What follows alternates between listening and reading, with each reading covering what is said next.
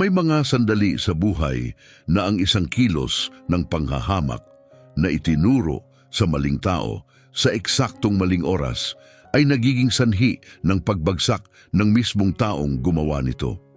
Walang ideya si Manuel na papalapit na ang ganitong sandali ni hindi niya alam na siya mismo ang makakaranas ng mga kahihinatnan nito. 46 na taong gulang si Diego Santos. Magaspang ang kanyang mga kamay dahil sa maraming taon ng pagtatrabaho at sa kanyang mga mata mababakas ang tahimik na kamalayan ng isang taong mas nakakakilala sa bawat lihim na detalye ng kumpanya kaysa kaninuman. 18 taon, halos 2 dekadang napaliligiran ng mga kable, mga server na umuugong at mga monitor na kumikislap hanggang hating gabi. 18 taon ng pag-aayos ng mga problemang hindi man lamang maipaliwanag ng iba. 18 taon ng pagtiyak na maayos ang takbo ng lahat nang hindi humihingi ng atensyon nang walang tumitigil para sabihing, "Salamat Diego." Nagtatrabaho siya sa Terranet Solutions, isang kumpanyang nagbibigay ng serbisyong teknolohikal na matatagpuan sa sentro ng Florence. Ilang hakbang lamang mula sa Piazza della Repubblica. Moderno ang opisina, may malalapad na arko ang mga bintanang tanaw, ang mga bubong na terakota ng lungsod. Isang napakagandang tanawin kung nagkakaroon ka lamang ng pagkakataong pansinin ito. Bihira iyong gawin ni Diego. Palagi siyang unang dumarating sa umaga at sa gabi siya rin kadalasan ang huling nagpapatay ng computer at umaalis. Matagal na siyang hindi inuutusan na gawin iyon. Ginagawa niya iyon dahil bahagi na iyon ng kanyang pagkatao. Kapag tunay mong pinahahalagahan ang iyong trabaho, hindi ka naghihintay ng utos. Iginagalang siya ng mga nakababatang empleyado kahit hindi nila ito laging sinasabi ng tahasan. Alam nilang kapag may pumalya, kapag nagyelo ang sistema sa gitna ng mahalagang presentasyon, kapag tila naglaho ang data ng walang paliwanag, papasok si Diego. Kalmado, maingat, maaasahan, para bang natutunaw ang mga problema sa ilalim ng kanyang matatag na mga kamay. Ngunit may isang tao sa opisina na hindi siya nakikita sa ganoong paraan. Sumali sa kumpanya si Manuel Reyes, 2 taon na ang nakalilipas bilang bagong general manager. 41 taong gulang siya, laging nakasuot ng perpektong tahi na mga sweat, maayos ang ayos ng buhok, at may ngiting makintab at tila walang kahirap-hirap, ngunit hindi kailanman umaabot sa kanyang mga mata. Pumapasok siya sa mga silid na parang pag-aari na niya ang mga iyon. Sa ilalim ng kanyang pamumuno, nagbago ang kapaligiran. Dumami ang mga pulong, mas humigpit ang mga hirarkiya. May palagi ang banayad na presyon sa hangin, isang pangangailangang ipaalala kung sino ang may kapangyarihan. Mula pa sa simula, malinaw ang naging estratehiya ni Manuel kay Diego. Manahimik kapag maayos ang lahat at magturo ng sisi sa sandaling may magmukhang mali. Hindi siya kailanman nagbigay ng papuri at hindi niya pinalalampas ang pagkakataong ipaalala, lalo na sa harap ng iba, na si Diego ay isang technician lamang. Isang Martes ng umaga noong Oktubre, nakaupo si Diego sa likuran ng silid-pulong. Ang mapusyaw na liwanag ay pumapasok sa matataas na bintana at kumikislap ang mga bubong ng Florence sa ilalim ng kulay abong langit. Natatakpan ng mga ulat, chart at bukas na laptop ang mesa. Mga 10 tao ang naroon, mga kasamahan at pinuno ng departamento. Gaya ng dati, nakatayo si Manuel sa gitna. Nagsasalita siya ng may kontroladong kumpiyansa, sapat ang lakas ng boses upang dominahin ang silid, ngunit sapat ang kalmado upang magmukhang makatuwiran. Biglang nag-vibrate ang telepono ni Diego. Hindi pamilyar ang numero, ngunit nakilala niya ito mula sa email na natanggap niya kaninang umaga. Maikli at propesyonal ang mensahe na nagsasabing makatatanggap siya ng mahalagang tawag sa loob ng araw. Sumagot si Diego, kinumpirmang magiging available siya. Isa iyon sa tahimik niyang inaasahan sa mga nakaraang linggo. Kahit wala siyang pinagsabihan, sinubukan niyang huwag makagambala, tumayo siya ng dahan-dahan at nagtungo sa pintuan. "Diego!" Bumiyak sa silid ang boses ni Manuel, matalas at halos mapaglaro. "Saan ka pupunta? Nasa gitna tayo ng pulong." Lumingon si Diego. "May mahalaga akong tawag. Saglit lang ito." Bahagyang ibinuka ni Manuel ang kanyang mga braso na para bang inaanyayahan ang iba na makibahagi sa sandali. May ilang ngumiti. Ang iba ay yumuko ang tingin sa mesa. "Mahalaga," ulit ni Manuel na may manipis na ngiti.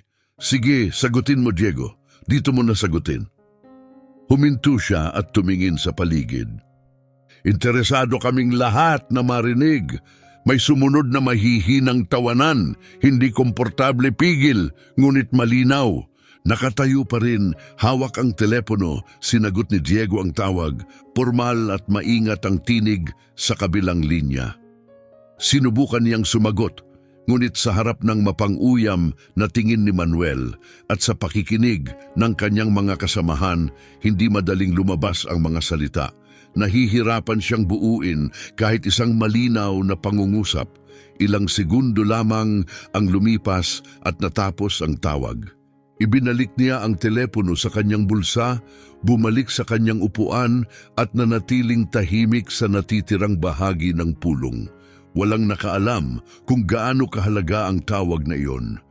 Walang nakaunawa kung anong oportunidad ang maaring nakabitin sa balanse. Ngunit alam iyon ni Diego at nanatili sa kanya ang bigat ng pagkaunawang iyon sa buong maghapon. Nang gabing iyon, pinili niyang maglakad pa uwi, isang bagay na madalas niyang gawin kapag kailangan niyang mag-isip. May tahimik na alindog ang Florence tuwing Oktubre. Mas maagang tumatahimik ang mga lansangan, ang mga ilaw ng tindahan ay sumasalamin sa basang cobblestone. May amoy ng lumang bato at nalaglag na dahon sa hangin. Paalala na ang lungsod ay tumagal na ng maraming siglo, lampas sa anumang personal na alalahanin. Karaniwan, nakatutulong ang mga lakad na iyon upang luminaw ang kanyang isipan. Ngunit hindi sa gabing iyon. Mahigpit niyang hawak ang telepono, nakatitig sa screen na para bang maaari niyang baligtarin ang nangyari.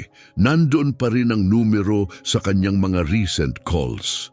Hindi naman ito tuluyang na-miss. Nakakonekta sila. Hindi lamang siya nakapagsalita ng maayos. Sinubukan niyang tumawag muli. Tumunog ang telepono. Pagkatapos ay napunta ito sa voicemail. Nag-iwan siya ng maikling mensahe, mahinahon ang tono, ipinaliwanag na hindi siya nakapagsalita kanina at handa siyang makipag-usap anumang oras. Pagkatapos ay nagpatuloy siya sa paglalakad. Sa bahay, naghihintay sina Ana, ang kanyang asawa, at ang kanilang 16 na taong gulang na anak na si Marcelo. Nasa kusina si Ana at tinatapos ang hapunan nang pumasok siya.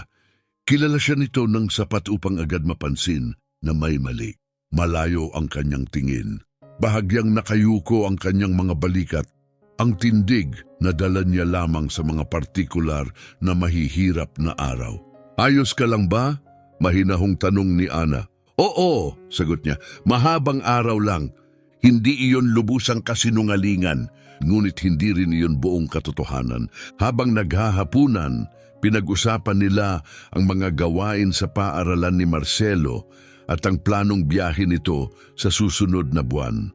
Tumango si Diego, sumagot kung kinakailangan at ngumiti sa tamang sandali. Ngunit bahagi ng kanyang isipan ay nanatili sa silid-pulong na iyon, hawak ang telepono habang umaalingaw-ngaw pa rin sa kanyang alaala ang tawa ni Manuel. "Sige, sagutin mo." Paulit-ulit iyong bumabalik sa kanyang isip. Nang maglaon, habang nanonood ng telebisyon sina Ana at Marcelo, umupo si Diego nang mag-isa sa kanyang silid-aralan at binuksan ang kanyang laptop. Muli niyang binasa ang email noong umagang iyon. Nilagdaan yon ni Marco Fernandez, isang consultant mula sa Valore Humano HR, isang kumpanyang nakabase sa Milan. Profesional at tuwiran ang tono. Ipinaliwanag ni Marco na nakita niya ang profile ni Diego sa pamamagitan ng mga contact sa industriya. Naghahanap siya ng senior professional para sa isang mahalagang proyekto at nais mag-schedule ng isang impormal at walang obligasyong pag-uusap. Bago siya umalis papuntang trabaho ng umagang iyon, 3 beses niyang binasa ang email. Sumagot siya, kinumpirma ang kanyang availability sa araw na iyon. Nirepaso pa niya sa isip ang mga posibleng sagot. Pagkatapos ay nangyari ang pulong. Matagal siyang nakatitig sa screen. Sa wakas, nagsimula siyang magsulat ng isa pang mensahe kay Marco Fernandez. Mas detalyado na sa pagkakataong ito. Ipinaliwanag niya sa maingat na paraan na hindi siya nakapagsalita ng malaya kanina. Iniwasan niya ang hindi kailangang detalye, ngunit ipinahayag ang kanyang taus-pusong interes. Binanggit niya ang kanyang 18 taong karanasan at kinumpirmang handa siyang maglaan ng oras, anumang oras sa susunod na linggo. Pinindot niya ang send at isinara ang laptop. Gabi na siya natulog, tulog na si Ana. Nakahiga sa dilim, nakatitig siya sa kisame. Hindi siya taong mahilig magreklamo. Hindi siya naghahanap ng simpatiya o inuulit ang kanyang mga pagkabigo upang makakuha ng aliw. Palagi niyang pinaniniwalaan na ang dedikasyon at husay ay mas malakas magsalita kaysa sa yabang o kayabangan. Pinagtibay ng 18 taon sa Terranet ang paniniwalang iyon. Ngunit sa gabing iyon, sa unang pagkakataon matapos ang mahabang panahon, kinuwestiyon niya ito. Tumawa si Manuel, sumunod ang iba at nakatayo lamang siya ron, hindi na ipagtanggol ang isang bagay na lubos na mahalaga sa kanya. Marahil oras na para sa pagbabago, hindi pa niya alam kung anong anyo ang tatahakin nito. Hindi niya alam kung paano ito magsisimula, ngunit nanatili ang ideyang iyon sa kanya gising sa tahimik na dilim ng gabing iyon sa Florence. Kinabukasan, walang dumating na mensahe mula kay Marco Fernandez. Nagpatuloy ang parehong katahimikan kinabukasan pa. Pagkatapos ay lumipas pa ang isa pang araw. 3 buong araw ang dumaan na walang anumang tugon. Tuwing umaga, tinitingnan ni Diego ang kanyang email sa sandaling magmulat siya ng mata bago pa man magtimpla ng kape. Sa bus, papunta sa trabaho, muli niya itong chinecheck sa kanyang telepono. Sa oras ng tanghalian, nire-refresh niya ang kanyang inbox habang nakaupo mag-isa sa kanyang mesa. May sandwich sa harap na madalas niyang hindi nauubos. Wala pa rin. Walang sagot noong Huwebes, wala rin noong Biyernes. Lumipas ang weekend sa parehong paraan, tahimik at walang laman. Noong Sabado ng umaga naglakad si Diego sa kahabaan ng Ilog Arno. Mababa ang tubig at halos walang tao sa mga kalapit na kalsada. Umupo siya sa isang bangko malapit sa Ponte Alegracie at nanatili roon ng matagal. Nakabaon ng mga kamay sa bulsa ng kanyang Amerikana, nakatitig sa mabagal na agos ng tubig. May matandang mag-asawang dumaan, magkahawak bisig. Isang batang lalaki ang tumakbo sa unahan ng kanyang mga magulang.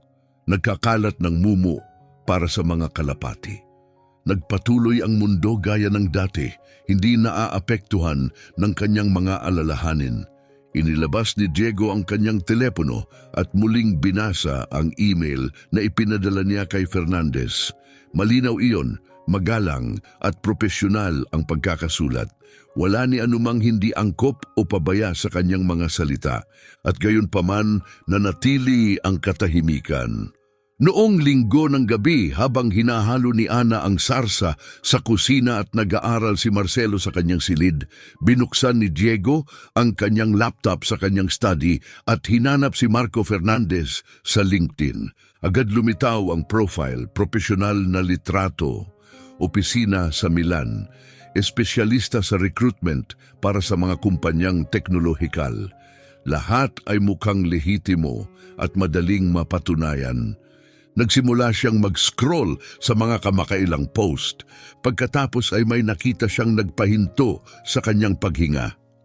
3 araw ang nakalipas, eksaktong araw, pagkatapos ng naputol na tawag, Nag-post si Fernandez ng maikling update. Senior IT position successfully filled. Outstanding candidate identified in record time. The market always finds a way to surprise us, nanigas si Diego sa harap ng screen. Wala na ang posisyon, nanatili siya roon ng ilang minuto, nakatitig sa mga salita. Pagkatapos ay maingat niyang isinara ang laptop, halos walang ingay, na para bang ang anumang biglaang galaw ay maaaring magpalala sa katotohanan. Pumasok siya sa kusina at umupo sa mesa. Abala si Ana sa pagitan ng kalan at lababo, at sandali siyang hindi nagsalita. Lumingon ito at tumingin sa kanya. Agad nitong naunawaan. Diego, ano ang nangyari? Nagatubili siya. Hindi niya kailanman ginustong dalhin ang mga pagkadismaya sa trabaho sa kanilang tahanan. Hindi dahil sa yabang, kundi dahil naniniwala siyang hindi dapat ipapasan sa mga mahal mo ang mga problema sa trabaho. Ngunit masyadong kilala siya ni Ana. Ikinuwento niya ang lahat ng tawag, ang pulong, ang komento ni Manuel, ang nawalang oportunidad, ang post sa LinkedIn. Nakinig si Ana ng hindi sumisingit. Nang matapos siya, nanahimik ito ng ilang segundo. Pagkatapos ay kalmadong sinabi sa tonong walang puwang sa pagdududa, ibig sabihin dahil sa lalaking iyon, nawala sa iyo ang isang tunay na oportunidad. Hindi yun tanong, dahan-dahang tumango si Diego. At ano ang gagawin mo? Umiling siya, hindi ko pa alam. Umupo si Ana sa tapat niya at ipinatong ang dalawang kamay sa mesa. Ibinigay mo ang 18 taon ng buhay mo sa kumpanyang iyon. Ikaw ang nagpapatakbo ng lahat. Alam yon ng lahat, maliban sa taong dapat higit na nagpapahalaga roon. Hanggang kailan mo kayang magpatuloy ng ganito? Direkta at tapat na tanong yon. Marahil ang pinakatapat na narinig niya sa matagal na panahon. Hindi siya agad sumagot. Tumingin siya sa kanyang mga kamay na nakapatong sa mesa. Ang mga kamay na iyon ang lumutas sa bawat emergency, nag-ayos sa bawat aberya, nagpaiwan ng gabing-gabi ng hindi mabilang na beses upang protektahan ang TerraNet Solutions mula sa mga teknikal na sakuna. Alam ng mga kamay na iyon ang bawat sistema, bawat server, bawat nakatagong kahinaan ng kumpanyang iyon. Ngunit hindi kailanman tunay na nakita iyon ni Manuel Reyes. Muling hindi maganda ang tulog ni Diego ng gabing iyon, ngunit may nagsimulang magbago sa loob niya. Isang tahimik na pagbabago, halos hindi nakikita, parang ilog na nagsisimulang tumaas sa ilalim ng ibabaw. Sa labas, walang mukhang nag-iiba, ngunit sa ilalim gumagalaw na ang agos. Noong Lunes ng umaga, dumating si Diego sa opisina gaya ng dati. Siya ang una. Binuksan niya ang mga computer, sinuri ang mga sistema at naghanda ng kape sa maliit na kusina sa ikalawang palapag. Pareho pa rin ang lahat, ngunit hindi na siya pareho ang pakiramdam. Hindi pa iyon galit. Ito ay mas malamig at mas kontrolado. Ang tahimik na kamalayan ng isang taong may nawala na mahalaga at nagpasya nang hindi ipinapahayag na hindi na iyon mauulit. 9:00 dumating si Manuel, madilim na Amerikana, leather briefcase. Ang karaniwang magalang ng ngiti na hindi kailanman naging totoo ang pakiramdam. Dumaan siya sa mesa ni Diego nang hindi man lang tumitingin, gaya ng palagi niyang ginagawa. Nanatili ang mga mata ni Diego sa screen at nagpatuloy sa pagtatrabaho. Sa umaga, maingat niyang sinuri ang timeline ng tawag na yon. Binuksan niya ang kanyang email history at muling binasa ang bawat mensaheng ipinagpalitan nila ni Marco Fernandez. Tiningnan niya ang mga oras. Dumating ang tawag noong Martes, 10:47 ng umaga, sa kalagitnaan ng lingguhang pulong na sapilitan ang pagdalo. Walang eksepsyon, ayon sa direktang utos ng direktor. Humiling si Diego na lumabas sandali. Pinigilan siya ni Manuel sa harap ng lahat. Hindi iyon simpleng malas. Isa iyong sinadyang pagpapakita ng kapangyarihan. Isang manager na nasisiyahan sa autoridad niya sa harap ng mga manonood nang hindi iniisip ang kahihinatnan para sa iba. Nakaramdam si Diego ng pag-akyat ng pagkadismaya, ngunit nanatili siyang nakaupo. Hindi siya taong padalos-dalos kumilos. Pinahahalagahan niya ang katumpakan, pagmumuni-muni, estratehiya. Kaya nanatili siya sa kanyang mesa, hinayaan ang pagkaunawa na tahimik na lumalim sa loob niya at nagpatuloy sa pagtatrabaho gaya ng dati. Nang hapong iyon, nagpasya siyang magpadala ng ikatlong email kay Marco Fernandez. Hindi siya sumulat upang humingi ng paumanhin o magmakaawa. Pinili lamang niya ang katapatan. Sa may dignidad at malinaw na paraan, ipinaliwanag niya na noong nakaraang tawag ay nasa sitwasyon siya sa trabaho na hindi siya nakapagsalita ng malaya. Inamin niyang maaring napunan na ang posisyon at nagpahayag ng pag-asang magkaroon pa ng pagkakataong makaugnayan sa hinaharap. Hindi iyon madaling isulat, ngunit matapos pindutin ang send, bahagya siyang gumaan ang pakiramdam. Dumating ang tugon kinabukasan bago magtanghali. Maikli at profesional ang mensahe ni Fernandez. Kinumpirma niyang may ibang kandidatong tumanggap ng posisyon. Gayunpaman, may idinagdag siyang hindi inaasahan. Isinulat niyang malakas ang naging impresyon sa kanya ng background ni Diego. Pinahalagahan niya ang pagiging tapat nito at itatago ang kanyang profile para sa mga darating na pagkakataon. Hindi iyon ang oportunidad na inaasahan niya, ngunit hindi rin iyon wala. 3 beses binasa ni Diego ang mensahe. Pagkatapos ay sinisave niya ito sa isang folder sa kanyang computer at pinangalanan itong simple, Future. Lumipas ang natitirang bahagi ng linggo nang walang insidente. Abala si Manuel sa mga pulong kasama ang mga external supplier at halos hindi ginambala ang internal team. Ginamit ni Diego ang mga tahimik na araw upang mag-focus ng malalim sa kanyang trabaho. Tinapos niya ang mga naantalang proyekto at inayos ang ilang kahinaan sa internal systems. Mga problemang walang nag-ulat ngunit matagal na niyang natukoy. Mahusay siya, matagal na niyang alam iyon. At ngayon marahil sa unang pagkakataon sa maraming taon, pinapayagan na niyang tuluyang maalala iyon. Noong Biyernes ng gabi, habang naghahanda siyang patayin ang kanyang computer, may kakaibang nakatawag ng pansin niya sa system logs. May nag-access sa isang restricted na seksyon ng contract management files, isang bahaging nakalaan lamang para sa senior management. Huli na ang oras ng pag-access, lampas na sa normal na working hours. Ang username na nakalagay sa screen ay kay Manuel. Nakatitig si Diego sa data. Hindi iyon ganap na bago. Naalala niyang may nakita siyang katulad na entries noon. 1-2 linggo ang nakalipas at isa pa bago magtag-init. Noon, inakala niyang normal lamang iyon. Isang direktor na nagre-repaso ng mga dokumento pagkatapos ng oras ng trabaho. Ngunit 3 magkakahiwalay na pagkakataon. Laging gabi. Laging sa parehong sensitibong seksyon. Isinara niya ang log window, pinatay niya ang computer, isinuot niya ang kanyang jacket at lumabas ng opisina, dala ang isang bagong tanong na tumangging mawala. Habang bumababa siya ng hagdan ng gabing iyon, hindi maalis sa isip ni Diego ang detalye tungkol sa pag-access sa kalaliman ng gabi. Paulit-ulit itong bumabalik, tahimik pero mapilit. May mali. May mga pangyayaring sa unay tila nagkataon lang. Pero paglipas ng panahon, mauunawaan mong hindi pala kailanman aksidente. Isang Sabado ng umaga sa pagtatapos ng Oktubre, tumigil si Diego sa isang maliit na panaderya malapit sa Santa Croce. Isa iyon sa mga makikitid na tindahan sa Florence na puno ng mainit na amoy ng bagong lutong tinapay. Mga lugar na himalang nananatiling buhay kahit may mga modernong chain. Habang nakapila siya, narinig niyang may tumawag sa kanyang pangalan mula sa likuran. Diego Santos? Lumingon siya.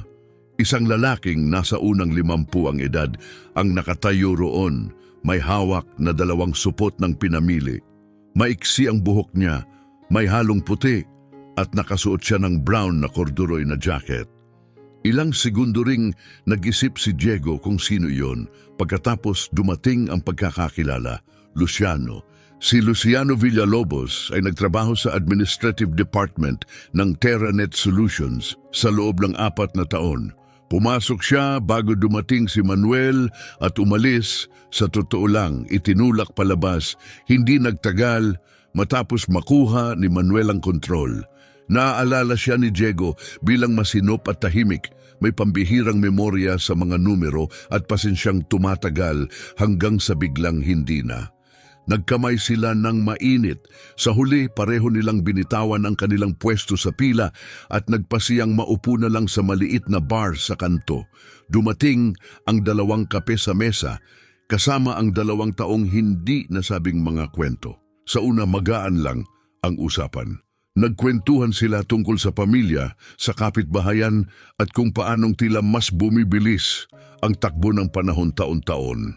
Ipinaliwanag ni Luciano na nagtatrabaho na siya ngayon sa isang maliit ngunit maaasahang accounting firm. Ayos ako, sabi niya. Pagkatapos ay idinagdag niya, mas maayos kaysa dati. Sa paraan ng pagkakasabi niya, may higit na ipinahihiwatig kaysa sa mga salita. Si Diego ang dahan-dahang nagpalihis ng paksa, hindi siya nagmadali.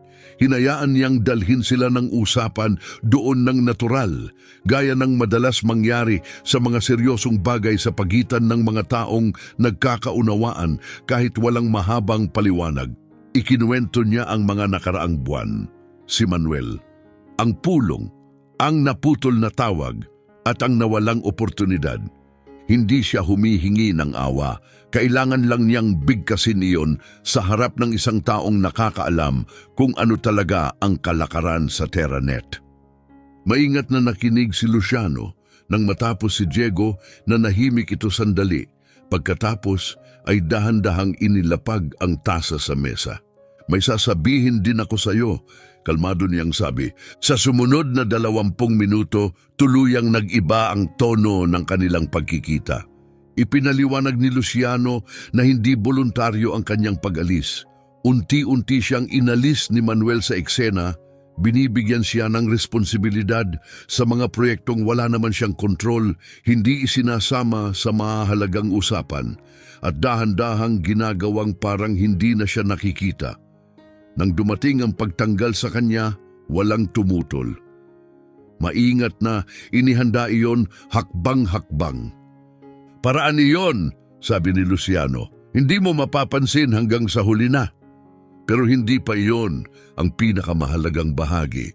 Sa mga huling buwan niya sa kumpanya, napansin ni Luciano ang mga irregularidad sa mga dokumentong administratibo.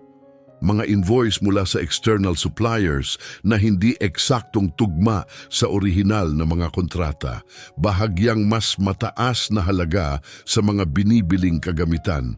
Wala namang dramang mapapansin kung isa-isa, pero kapag pinagsama-sama sa paglipas ng panahon, iba ang kwento ng mga numero. Bago siya umalis, nagpasya si Luciano. Nagtago siya ng mga kopya. Hindi ko rin alam kung bakit ko ginawa. Amin niya, baka instinct, baka alam kong may hindi tama. Tumingin siya ng diretso kay Diego. Nasa akin pa ang lahat. Hindi ko alam kung ano ang gagawin ko. Natakot ako, sa totoo lang. Pero ngayon, huminto siya at tumingin sa labas ng bintana sa mga taong naglalakad na may mga supot at aso. Baka ngayon may saysay na.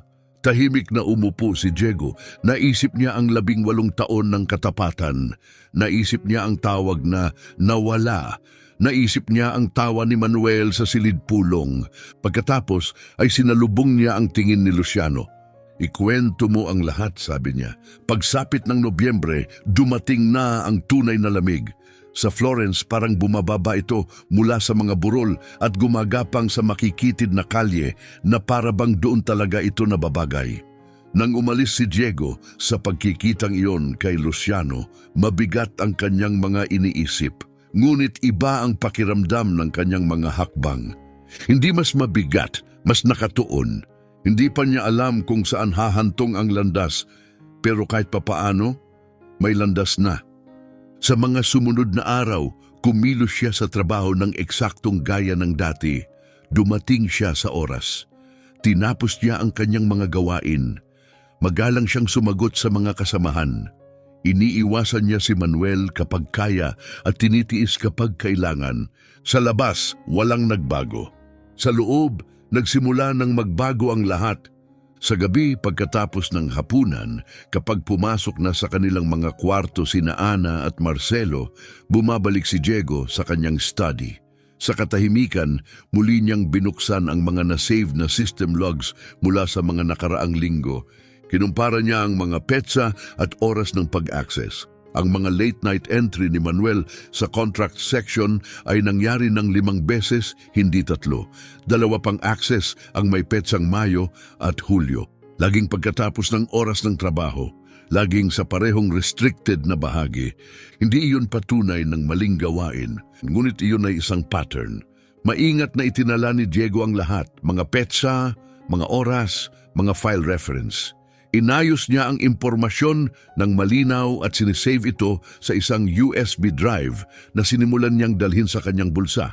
Pagkatapos, isang Miyerkules ng umaga, sumabog ang sitwasyon. Pagpasok ni Diego sa opisina, agad niyang naramdaman na may kakaiba. Tense ang atmosfera. Pilit ang mga ngiti. Masyadong mabilis tumitigil ang mga usapan kapag dumaraan siya. Lumapit sa kanya si Valeria mula sa communications sa corridor. Sinubukan itong magmukhang neutral pero hindi nagtagumpay. Diego, narinig mo ba ang nangyari? Umiling siya.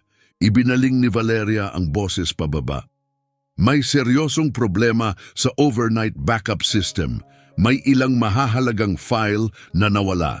Sinasabi nilang configuration error. Parang kumalat ang lamig sa loob niya. Kailan nangyari? Tanong niya. Sa pagitan ng Lunes at Martes ng gabi. Nanigas si Diego. Walang tao sa opisina noong Lunes ng gabi. Automatic ang backup system. Siya ang nag-configure nito, 3 taon na ang nakalilipas at hindi ito kailanman pumalya. Alam niyang sigurado iyon. Dumiretso siya sa kanyang opisina, binuksan ang computer at inaccess ang logs. Ang nakita niya ay nagpabilis ng tibok ng puso niya. May nagbago sa backup configuration noong gabing yon. Ang pag-access ay ginawa gamit ang isang shared technical account para sa maintenance, account na naa-access ng ilang manager. Ngunit ang oras, ang eksaktong mga parameter na binago, ang bahagi ng sistemang pinakialaman, lahat ay nagpapahiwatig na alinman ay isang taong sobrang pamilyar sa infrastruktura o isang taong kumikilos ayon sa detalyadong tagubilin. Bago pa siya makapagpatuloy sa pagsusuri, bumukas ang pinto ng opisina niya. Pumasok si Manuel, kasunod si Fernando mula Human Resources. Halatang hindi komportable si Fernando na para bang gusto na lang niyang maglaho. Diego, panimula ni Manuel sa kontrolado, halos simpatetikong tono, kailangan nating mag-usap. Tumagal ang pagpupulong ng 40 minuto. Inilarawan ni Manuel ang sitwasyon na para bang tapos na ang usapan at may konklusyon na. Pumalya ang backup system. May mahahalagang file na nawawala at si Diego ang huling teknikal na taong responsable. Isang seryosong bagay, mahinahong sabi ni Manuel, at kailangan itong tratuhin ng naayon. Nakinig si Diego nang hindi tumataas ang boses. Nang matapos si Manuel, kalmadong sinabi ni Diego na ang huling autorisadong pagbabago sa backup system ay ginawa 3 linggo na ang nakalipas at maayos na naidokumento. Noong Lunes ng gabi, hindi niya inaccess ang sistema kahit minsan. Mapapatunayan iyon ng logs. Tumugon si Manuel gamit ang pamilyar na masikip ng ngiti, yung klaseng ngiti na walang dalang init. Sa kasamaang palad, kabilang ang mga logs sa mga file na nasira. Napuno ng katahimikan ng silid. Direktang tumingin si Diego kay Manuel. Hindi umiwas si Manuel sa kanyang tingin. Sa sandaling iyon, naging malinaw ang lahat. Hindi ito aksidente, hindi ito simpleng malas. Isa itong bitag, maingat na plano ng isang taong sapat ang kaalaman sa sistema upang malaman kung saan eksaktong manghihimasok at kung aling mga bakas ang kailangang maglaho. Hindi na nakipagtalo pa si Diego, tumayo siya at lumabas ng silid nang walang sinasabi. Sa hallway, iniiwasan ng mga kasamahan ang kanyang mga mata. Humina ang mga usapan habang dumaraan siya. Walang nagsalita. Pumasok siya sa banyo, isinara ang pinto at ipinatong ang 2 kamay sa lababo. Ilang segundo siyang huminga lamang. Pagkatapos ay dinukot niya sa bulsa ang USB drive. Naroon pa rin ito at walang ideya si Manuel. Hindi siya agad bumalik sa kanyang mesa. Pinabayaan niyang umagos ang malamig na tubig. Mahinang naririnig sa labas ng pinto ang tunog ng mga keyboard at mababang mga boses. Pinabagal niya ang kanyang paghinga. Nag-isip siya. Pagkatapos ay itinuwid niya ang kanyang tindig at tumingin sa sarili sa salamin. Hindi upang tingnan ang itsura, kundi upang alalahanin kung sino siya. Pagkaraan bumalik siya sa koridor, lumipas ang natitirang bahagi ng araw sa katahimikan. Sumagot siya ng mga email, nilutas ang 2 nakabinbing teknikal na issue, yumuko at nagpatuloy sa trabaho. Hindi niya hinanap ang mga tingin ng iba ni sinadyang iwasan ng mga ito. 6:30 ng gabi, pinatay niya ang kanyang computer at umalis. Sa labas, nababalot na ng dilim ang Florence. Ang ulan ay nag-iwan ng makintab na mga kalsada sa ilalim ng ilaw ng lungsod. Matagal siyang naglakad bago sumakay ng bus. Kailangan niya ng distansya. Kailangan niya ang tuloy-tuloy na ritmo ng sarili niyang mga hakbang. Pagdating niya sa bahay, agad na naunawaan ni Ana na may seryosong nangyari. Hindi siya minadali.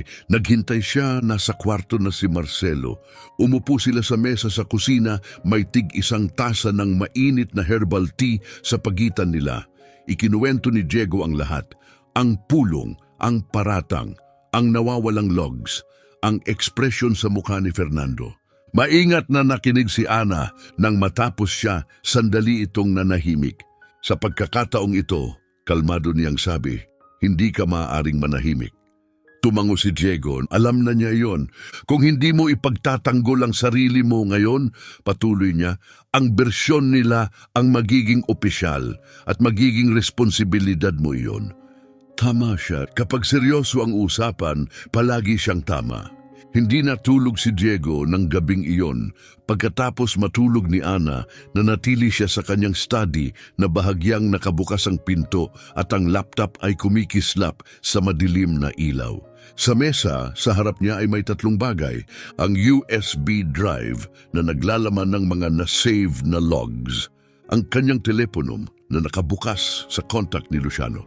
Isang notepad kung saan nagsimula siyang magsulat ng mga pangalan, petsa, timeline at pagkakasunod-sunod ng mga pangyayari. Tinawagan niya muna si Luciano. Lagpas 10:00 na ng gabi, ngunit agad itong sumagot na para bang inaasahan ang tawag. Malinaw na ipinaliwanag ni Diego ang sitwasyon. Nakinig si Luciano nang hindi sumisingit. Nang matapos si Diego, iisa lang ang sinabi ni Luciano, "Ipapadala ko sa iyo lahat ngayong gabi. Mga scan, original, bawat dokumentong itinago ko. I-check mo ang email mo bago maghating gabi." Binaba niya ang tawag. 11:12 ng gabi, nire-refresh ni Diego ang kanyang inbox. May 14 na attachment na dumating, mga invoice, kontrata, purchase order, mga administratibong form na mukhang normal sa unang tingin. Ngunit kapag pinagsama at sinuri ng mabuti, lumitaw ang isang pattern, bahagyang itinaas na mga halaga lampas sa orihinal na kasunduan. Mga karagdagang teknikal na supply na walang malinaw na paliwanag. Mga bayad na ipinadala sa mga kumpanyang hindi malinaw ang corporate identity. Mga aprobasyon na paulit-ulit na pirmado ng iisang tao, Manuel Reyes. Walang tigil na nagtrabaho si Diego. Kinumpara niya ang mga dokumento sa system logs na nakasave sa kanyang USB drive. Eksaktong tumutugma ang mga koneksyon.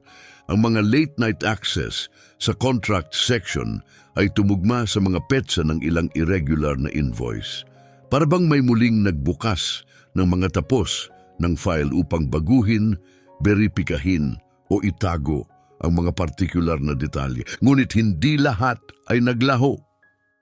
2:00 ng umaga, tumayo si Diego, nagtimpla ng kape at bumalik sa mesa. Nagbukas siya ng bagong dokumento at nagsimulang magsulat. Hindi reklamo, hindi paratang, isang teknikal na ulat. Maayos ang istruktura, neutral ang tono, detalyado. May suporta ng mga file reference, timestamp at system access record. Iniwasan niya ang emosyonal na wika. Iniwasan niya ang mga konklusyon, inilahad niya ang mga katotohanan, hinayaan niyang ang datos ang magsalita. Nang matapos siya, 3:45 ng madaling araw na ang oras. 2 beses niyang nirepaso ang dokumento, inayos ang maliliit na detalye, sinuri ang bawat attachment. Pagkatapos ay binuksan niya ang internal directory at hinanap ang isang contact na hindi pa niya kailanman ginamit sa loob ng 18 taon, ang legal office ng kumpanya. Pinamamahalaan ito ng external attorney na si Omar Ferrer. Hindi alam ni Diego kung paprotektahan siya ni Ferrer. Hindi niya alam kung mananatiling confidential ang mensahe. Ngunit alam niyang hindi na maaaring maghintay. Bawat oras ay nagbibigay kay Manuel ng mas maraming panahon upang kumilos pa. Inattach niya ang ulat. Inattach niya ang dokumentasyon ni Luciano. Inattach niya ang mga na-save na system logs.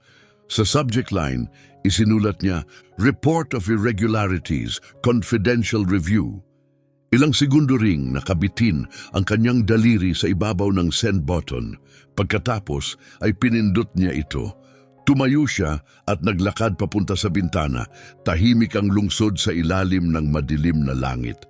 Halos hindi makita ang mga bubong ng Florence sa gabi. Sa unang pagkakataon sa loob ng ilang araw, kalmado ang kanyang isipan. Ginawa na niya ang kaya niya. Ngayon, kailangan niyang maghintay. Ang mga sumunod na araw ay mahirap, hindi dahil sa hayagang drama, kundi dahil tila walang nagbabago. Pumasok si Diego sa trabaho gaya ng dati, tinapos ang mga gawain, nilutas ang mga teknikal na problema, uminom ng kape ng mag-isa sa kanyang mesa. Kumilos si Manuel gaya ng dati, kumpiyansa, presente, may autoridad. Nagpatuloy ang mga pulong, umalingaw-ngaw ang tawanan sa mga koridor. Mukhang normal ang lahat. Ngunit naramdaman ni Diego ang paggalaw sa ilalim ng ibabaw. Sumagot si Attorney Ferrer sa loob ng 24 na oras. Maikli at formal ang mensahe, kinumpirmang natanggap ang ulat at tiniyak ang kumpidensyal na pagsusuri. Sapat na iyon. Noong sumunod na Huwebes, habang nagtatrabaho sa server room, napansin ni Diego sa pamamagitan ng salaming pinto ang 2 lalaking hindi niya kilala na pumasok sa opisina ni Ferrer.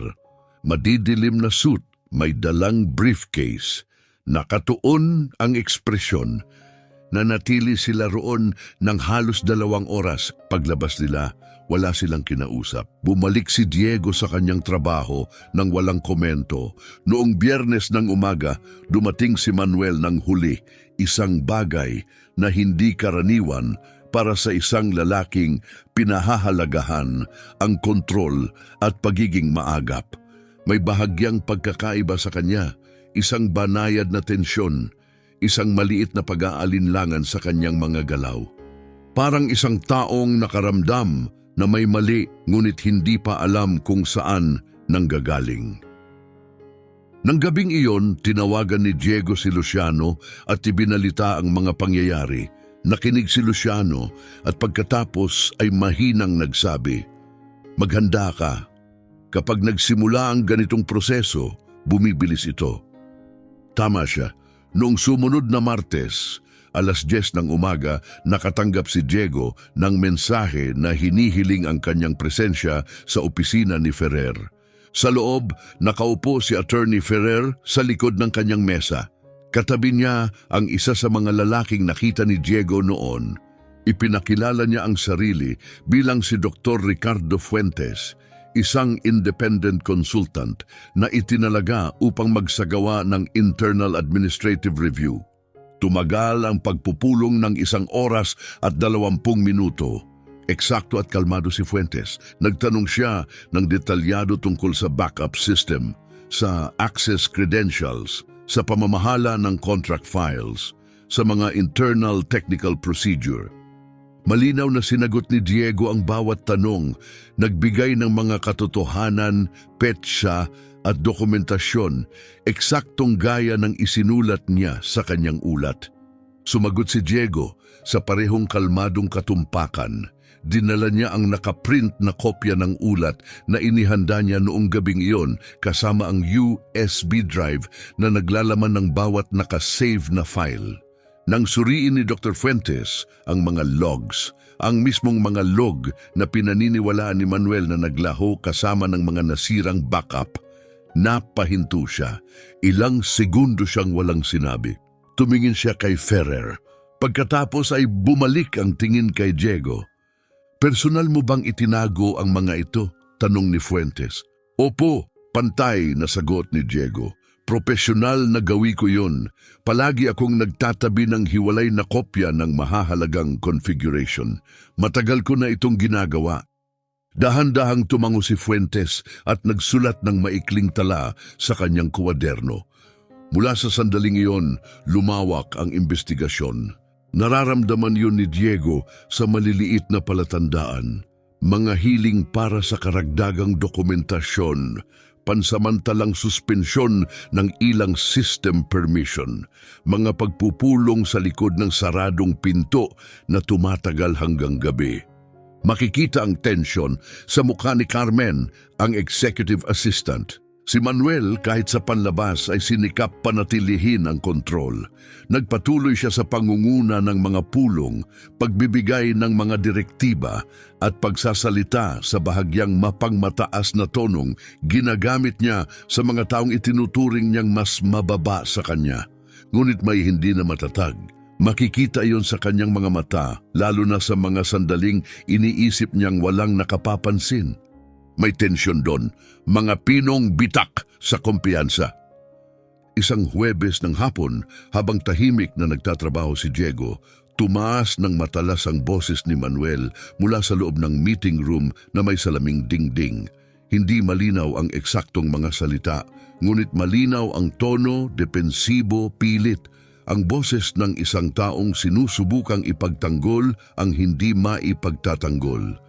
Nanatili ang mga mata ni Diego sa kanyang screen at nagpatuloy sa pagtatype. Nang gabing yon, pauwi, huminto siya sa Ponte Vecchio. Madilim ang agos ng Arno sa ilalim ng tulay. Ang mga saradong bintana ng tindahan ay sumasalamin sa tubig na parang nagkakalat na ginto.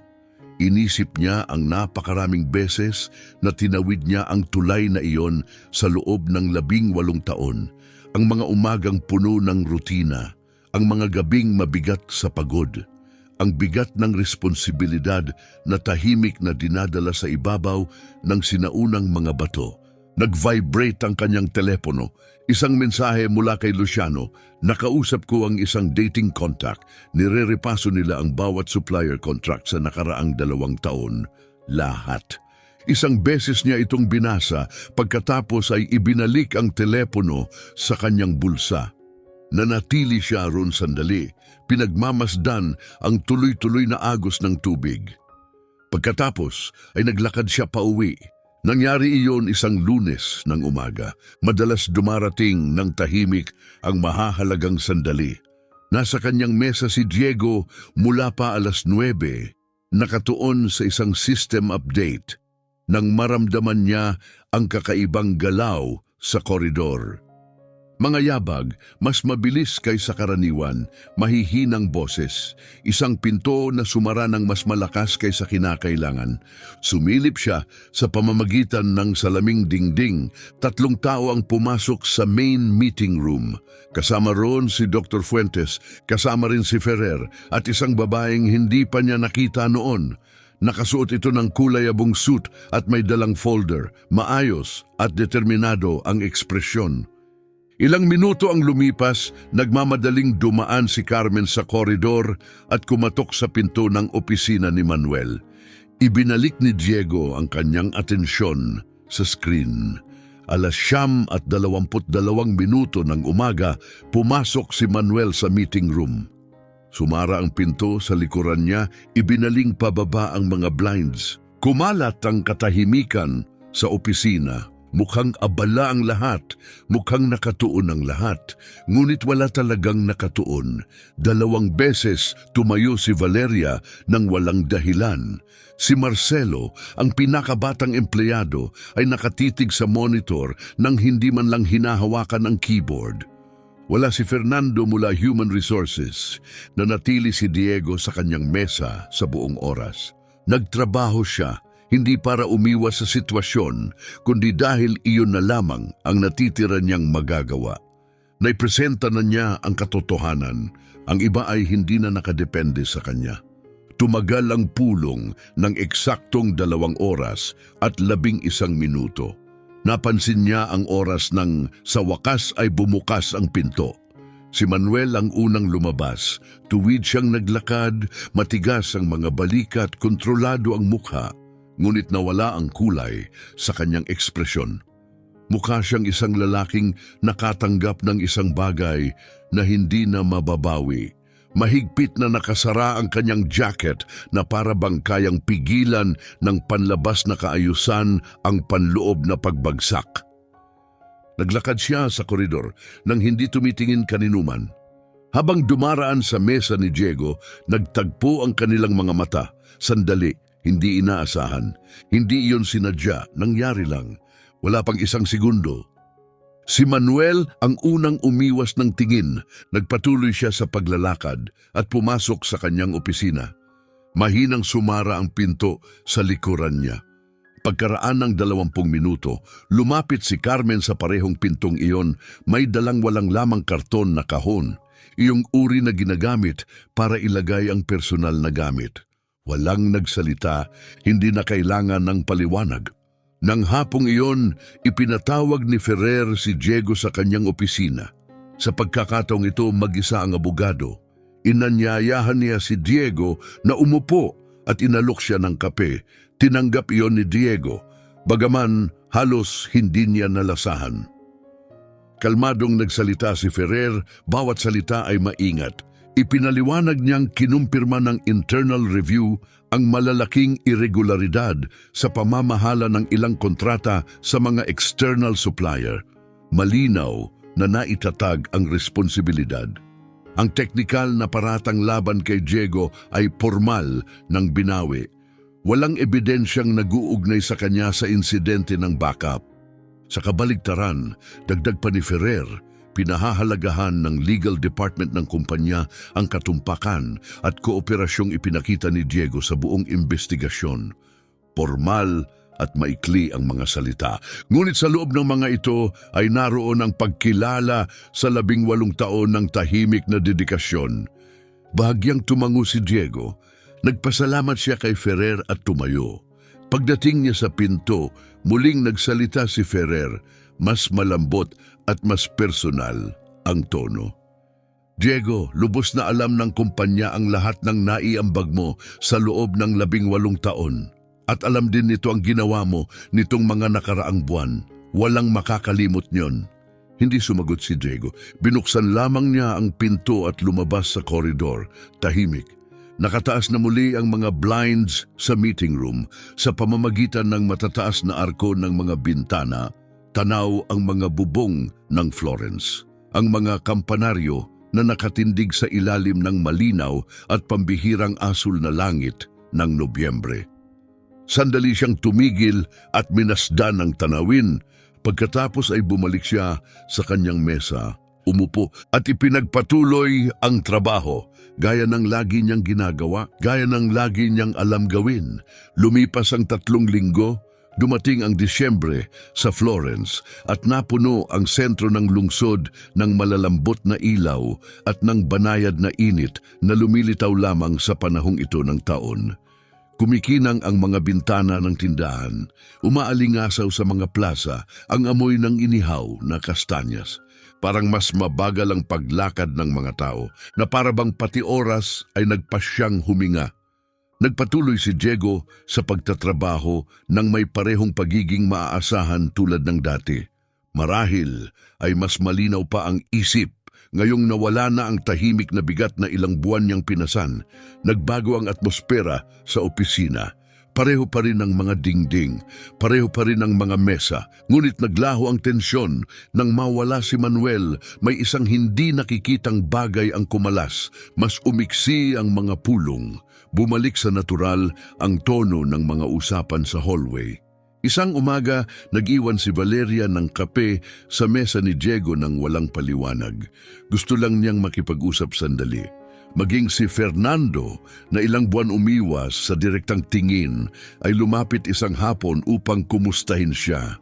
May bahid ng pag-aalinlangan ang kanyang tinig, ang uri ng sinseridad ng isang taong alam na nanahimik siya nung hindi dapat. Walang sama ng loob si Diego, hindi iyon likas sa kanya.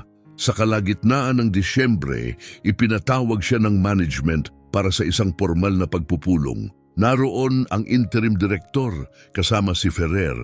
Opisyal nilang ipinaalam na ligtas ang kanyang posisyon. Makakatanggap siya ng pinansyal na pagkilala para sa kanyang mga taon ng serbisyo at sa kanyang kooperasyon sa investigasyon. Bukod pa rito, balak nilang bigyan siya ng mas malawak na responsibilidad sa mga internal system ng kumpanya. Nagpasalamat si Diego, nilagdaan ang mga kinakailangang dokumento at tahimik na bumalik sa kanyang mesa. Nang hapong iyon, tinawagan niya si Luciano. Ibinahagi niya ang balita. Tumawa si Luciano, isang mababang, kontentong tawa ng isang taong matagal nang naghihintay marinig ang mga salitang iyon. "Pinaghirapan mo yan," sabi ni Luciano. "Ikaw rin," sagot ni Diego, na nahimik sila ng ilang segundo. Isang komportableng katahimikan, yung hindi kailangang punan ng salita.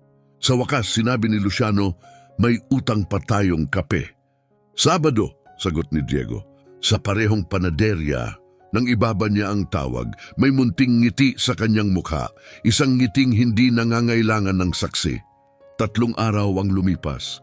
Isang Huwebes ng umaga, dumating ang tawag. Maaga siyang umalis sa opisina para sa isang external technical inspection. Naglalakad siya sa Via dei Calzaiuoli. Nakabutones ang Amerikana, hindi nagmamadali nang mag-vibrate ang kanyang telepono. Hindi kilalang numero, area code ng Milan. Huminto siya sa ilalim ng isang portiko upang umiwas sa dumaraang tao at sinagot ang tawag. "Magandang umaga, ito si Marco Fernandez." Isang maikling segundo siyang hindi nagsalita. Pagkatapos, kalmado, "Magandang umaga." Diretsong nagsalita si Fernandez, walang paligoy-ligoy. Ipinaliwanag niyang nabalitaan niya ang mga pangyayari sa Terranet Solutions. Maliit ang mundo ng mga profesional, mabilis kumalat ang impormasyon. Sinabi niyang sinundan niya ang sitwasyon ng may interes. Napunan na ang posisyong napag-usapan nila, ilang buwan na ang nakalipas. Gayunpaman, may bagong oportunidad na nagbukas kamakailan. Mas malawak ito, mas estratehiko. Kinasasangkutan ang koordinasyon sa ilang opisina sa Hilagang Italia. "Ang profile na kailangan namin," sabi ni Fernandez, "ay eksaktong tumutugma sa iyo." Tahimik na nakinig si Diego sa ilalim ng portiko habang patuloy ang galaw ng Florence sa paligid niya. Mga turistang dumaraan, mga bisikletang sumisingit sa pagitan ng mga naglalakad. Ang amoy ng sariwang kape mula sa kalapit na kafe. Matatag ang kanyang kamay sa telepono. Nang matapos si Fernandez, sumagot si Diego ng may sukat at kumpiyansa. Ipinahayag niya ang kanyang interes. Kinumpirma ang kanyang availability para sa isang pagpupulong sa pinakamaagang panahon. Nangakong magpapadala ng updated resume bago matapos ang araw. Natapos ang tawag. Sandali siyang nanatili roon, pagkatapos ay bumalik sa agos ng lungsod. Habang naglalakad, nadaanan niya ang gusali ng Terranet Solutions. Hindi siya huminto. Sa isang maikling sandali, itinaas niya ang tingin sa mga arko ng bintana sa ikalawang palapag, ang parehong mga bintanang tanaw, ang mga bubong at kampanaryo ng Florence. Hindi siya nagatubili. Hindi na siya muling lumingon. Nasa bulsa ang kanyang mga kamay, tuwid ang mga balikat, nagpatuloy siya pasulong, patungo sa bago, patungo sa isang bagay na sa wakas may dalang kanyang pangalan.